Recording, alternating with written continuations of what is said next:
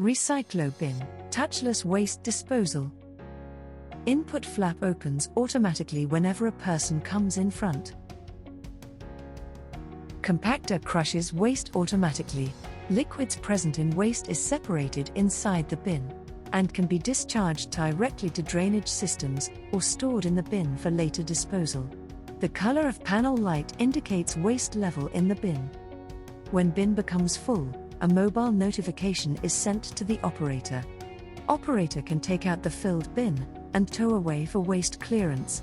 In order to fill waste in a liner bag, we can use another clearing bin, slightly larger than the compactor bin. Put liner bag in the clearing bin. Tilt both bins face to face and make them rest on their sides.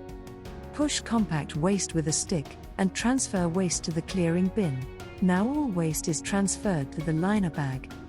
Alternatively, compact waste can be directly transferred to the curbside bin without use of additional liner bags. Thank you.